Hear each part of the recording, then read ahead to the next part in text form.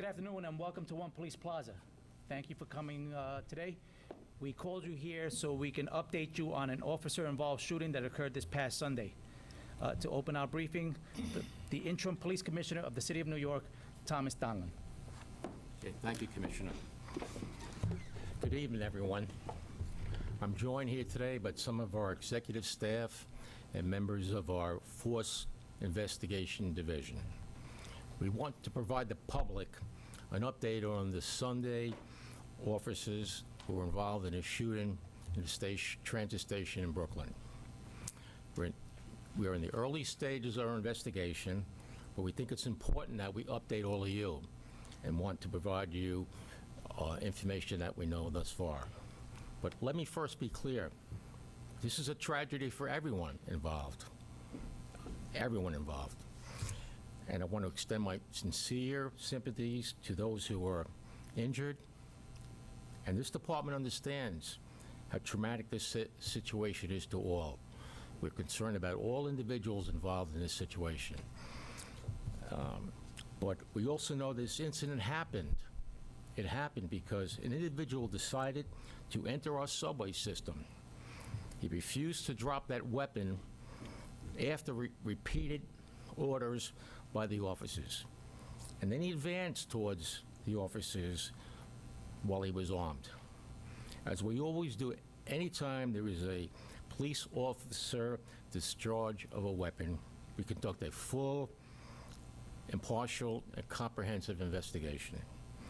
For more details now, I'm turning it over to the Chief of Patrol, John Schell.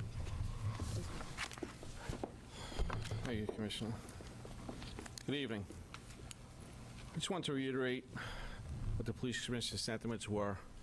Just a tragic incident for everyone involved, and we wish everybody a speedy recovery, and our prayers with everybody. You know, we're human beings. We have families. Okay, this is a tragic situation. Our prayers go out to them. I also want to state some of the narratives that are being discussed for people who know better. A narrative that we shot somebody over a $2.90 fare, which is wrong and quite frankly irresponsible by those people. Before I take you through a two-part timeline, because this timeline is two parts of the events, I just have to share with you one statistic that in context speaks to this incident. Our last use of force report, we responded over 170,000 calls for service as it relates to people in mental stress. And in less than 1% of those times did we have to use force. And even less than that did we have to use deadly physical force. That speaks to training, judgment, and the most restrained police department in this nation. Our officers try everything to de-escalate these situations, to help people in mental stress. But we are not perfect, and every situation is not the same. It is different. We now know that we had two interactions with Mr. Mickles that day about 10 minutes apart by the same police officers in the same station for the same offense of fare evasion. The first incident occurred approximately 10 to 3, where video shows Mr. Mickles jump the turnstile right in front of the two officers, at which time they followed him onto the staircase. They asked him to leave. They didn't use any enforcement other than to ask him to leave, and Mr. Mickles left voluntarily back through the turnstile he just jumped. But I must add, for some reason, when he left the station house, he took that knife out and opened the blade as he was exiting the station house. Our cops in this situation did what we asked them to do. They used discretion, they were on their post, and they did their job. The second incident initiates around 3:05 p.m. in 8 seconds. And in totality, this incident ends at 3:07 and 34 seconds.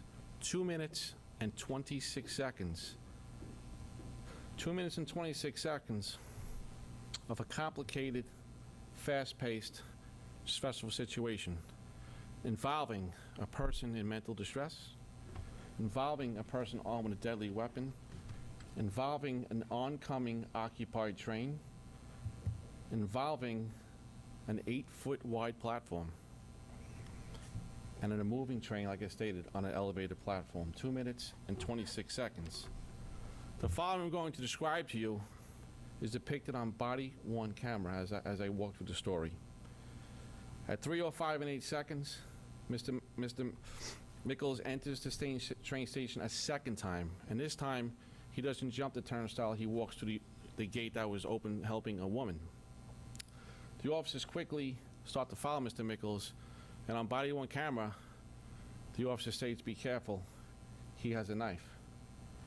I might add that on camera in the station house, that knife is in his right hand, folded in his train station. Thank you. The officers follow up to the platform, where they give numerous verbal commands to see his hands and drop the knife. These commands were issued over 30 times. At this point, besides the verbal commands, they realized the train was entering the station house and did not want to take any further action because of the platform and the train entering. The train arrives and the doors open as they're given commands, and they now enter the train.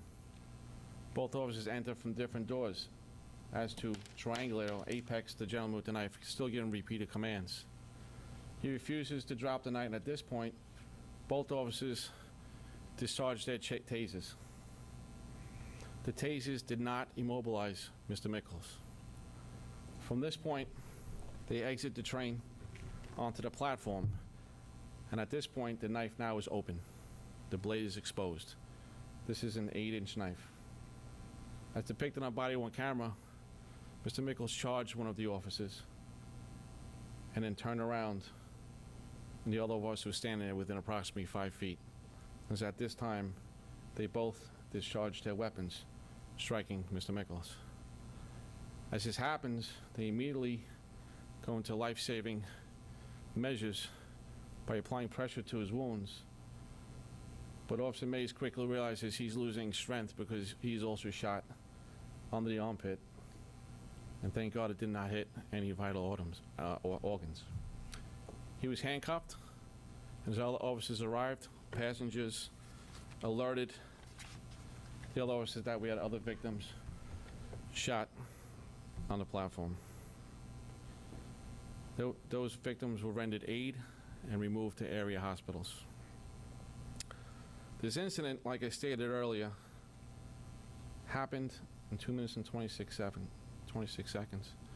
There were approximately 10 people on a train that during this, I failed to mention, the officers were trying to get those people on the train as they were dealing with Mr. Mickles. The situation is tragic, as we mentioned earlier, and our prayers go out to the families. This is fast-moving, fast-paced, and a stressful situation. And we did the best we could to protect our lives and the lives of people on that train.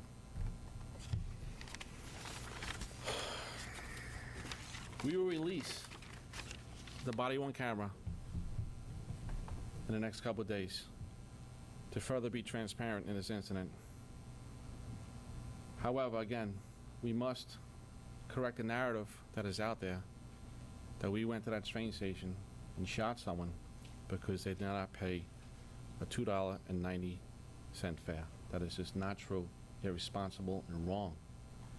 To date, Mr. Mickles is being charged by the Brooklyn District Attorney's Office as the following: attempted assault in the 1st degree, 1 count; criminal possession of a weapon, 4th degree; menacing, 2 counts; theft of service, 2 counts. Our hearts and prayers go out to everyone that's hurt in this tragic situation. And with that, I'll open up questions to anyone who might have. All right, we're gonna start off with Tony Ricone. You had Tony Ricone, ABC-7? So I'm going to talk to the body-worn camera piece of it, and I'll pass it to Chief Griffin as we got the knife back. On the body-worn camera, you'll clearly see Mr. Mickles with the knife extended, chasing the officer. You'll see it inside the train station exposed. And when he gets shot and goes down, an officer kicks a knife across the train. And when they were rendering aid, someone picked up that knife and walked off the platform. I'll give it to Chief Griffin and tell you how we recovered that knife. Good evening. So speaking to the investigation, I'm Chief Rohan Griffith, Commanding Officer of the Force Investigation Division. As we initiated our investigation immediately after this charge took place, as Chief Sell said, it became apparent through the investigation that an unidentified male removed the knife from the scene. And that was because the officers at that time were tending to not only the individual that was struck, but also our officer. Now, armed with the knowledge that this knife is not present at the crime scene, we immediately commenced an investigation into the whereabouts of this individual and his identity, and also the location of the knife. In less than 48 hours, based upon our information that we put out, as well as our investigation, we were contacted as to the identity of this individual and his location. We met with that individual. We were able to obtain a statement that concurs that he was in fact seen and also did remove the knife, and we were able to recover the knife as a result of that. That knife is being processed by our crime scene unit and our police laboratory. All right, we're gonna move over Dean Moses, AM New York. 2 questions.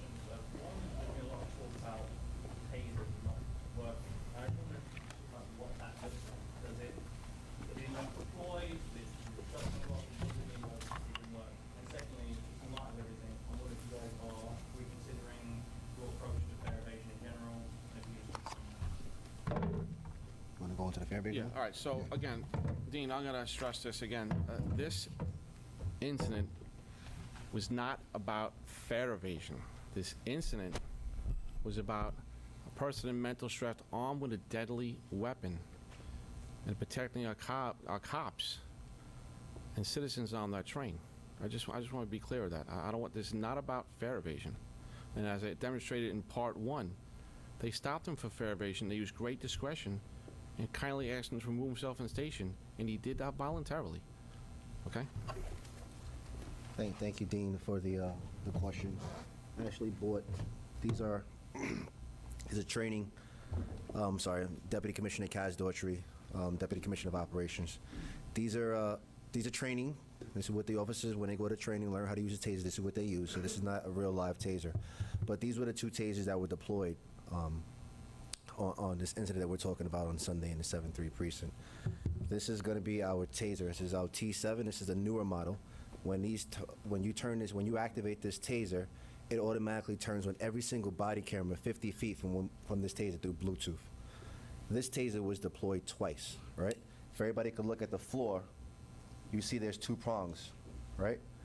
Now, when you turn your hand, when you turn your wrist, they get smaller. The officer had, I'm not sure the exact feet, that's gonna be part of the investigation, but he deployed this taser not once, but twice. And before he deploys the taser, it's important to note that he told the suspect to drop the knife.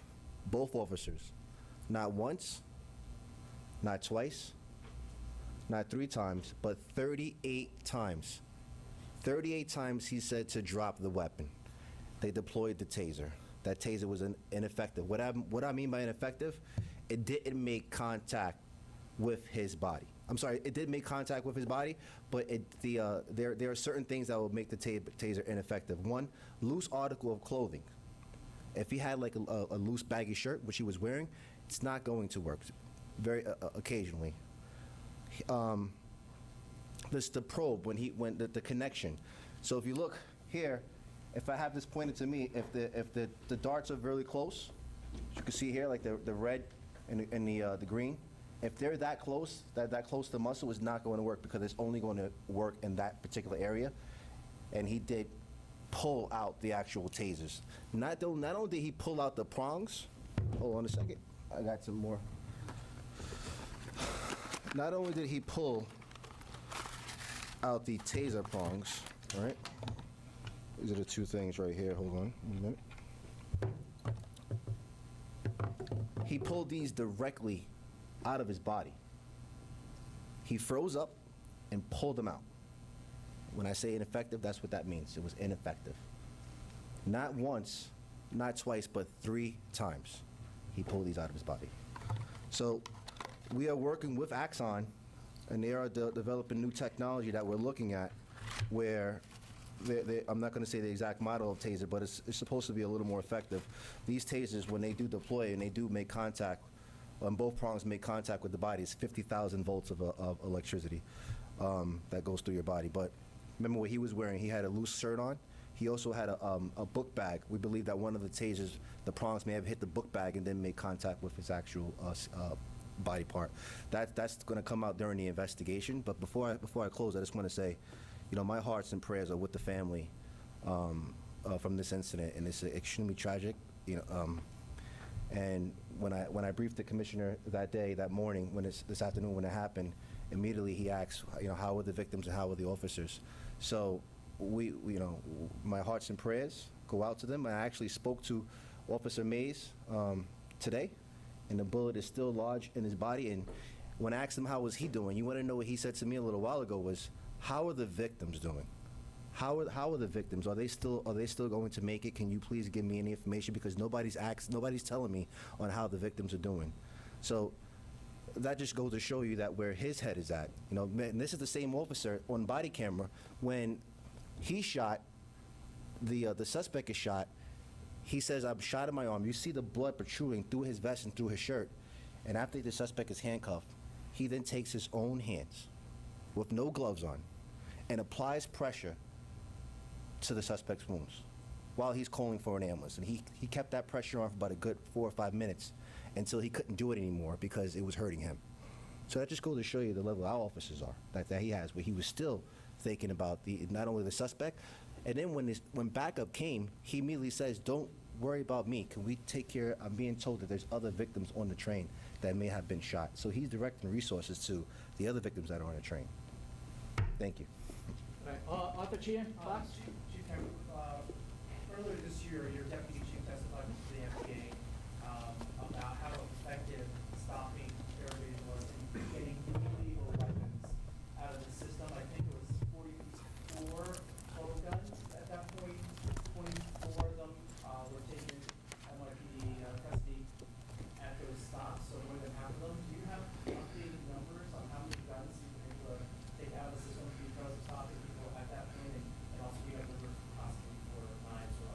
I do, yeah. So, first of all, thank you for the question. So far, year-to-date, from January 1st up until this Sunday, there were a total of 46 firearms recovered from perpetrators in the New York City subway system.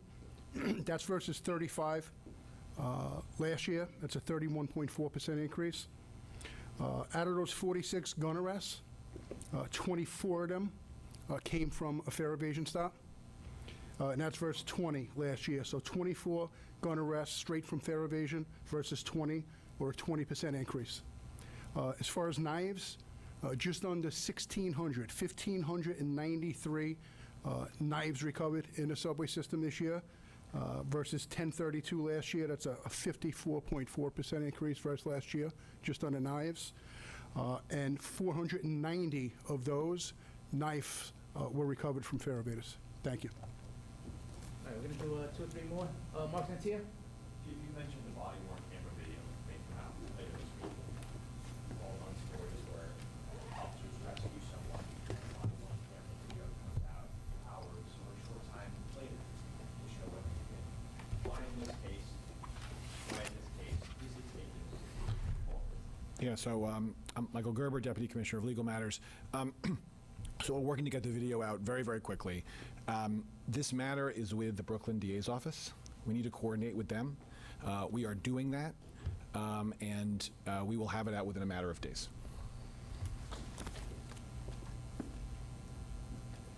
Okay, Matt Rosenberg, 1010 Wins? I guess for you, Chief, I mean, putting aside the narrative that this was about fare evasion, what do you say to people who think that this was unnecessarily escalated, that the officers maybe didn't need to take out their gun? Well, this was necessary to help someone in mental stress who was armed with a deadly weapon. And they did everything they could between verbal instructions. They did everything they could with the tasers to de-escalate that. But when it comes to deadly physical force that can hurt us or kill us and civilians, we have to sometimes use deadly physical force. Rocco? Chief, you watch the body worn cam video. At the moment when the shots are flying at the suspect, is he still moving toward the officers? After he ran towards one of the officers with the knife out and stopped, when he immediately turned around, the other officer was standing right there, approximately 5 feet away, and that's why they discharged their firearms. So it's your assessment, at least preliminarily, that it's within guidelines? Absolutely, they did the best they could under the circumstance, and let me reiterate, the platform was 8 feet wide. And just to follow up, Years ago, 8 feet wide, and now we're talking a distance of 5 feet between a person with a deadly knife that can kill you and one of our police officers. and it was the same officers who escorted them out earlier, correct? Correct, same officers, same train station, same fare evasion, approximately 10 minutes apart. Was there an attempt to try to get the knife from them then, or they didn't quite see him? They did not, to our best of our knowledge, they did not see the knife, nor did they know he had a knife. And I would say the interaction, from what I'm told, was simply, you have to leave the station. He left voluntarily, and he actually left on his own. We're not following him out. But what we can't explain is why, when he was leaving, going through the same turnstile he jumped, for some reason he unfolded that knife. We don't have an explanation for that. That's on video that you saw, but they didn't see. Correct. All right, we're gonna move on. Jake, final question? Rocco asked my question. Okay, John Doyle? I'll say, Chief, there's been reporting or rumors about your retirement. All right, we're gonna put John Doyle? No, not the appropriate time for that kind of question. We hear sympathizing. It's not fun. It's really not funny. We're here in a tragic situation, sympathizing when people got hurt, and probably not the proper venue for that question. All right, John Doyle, final question? Just regarding the man, the knife. The man who took the knife was put on video. Who you were looking for? Who took the knife? Was he arrested? And did he give an explanation why he took the knife from the crime scene?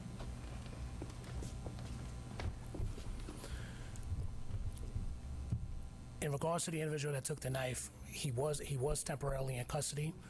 It was our determination that he would be released from custody, and he did provide information as to why he picked it up.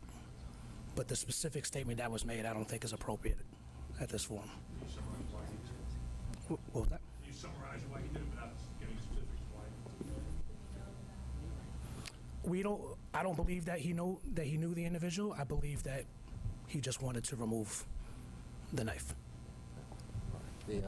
Just one more. Which was, We're just going to conclude with a yeah. statement from... I'm just gonna I forgot to mention one more thing, that there was 15 cameras at that station, and there was also cameras on the train that captured the whole incident as well. That's it. Thank you. All right, thank you, everyone, for your time and attention. Thank you.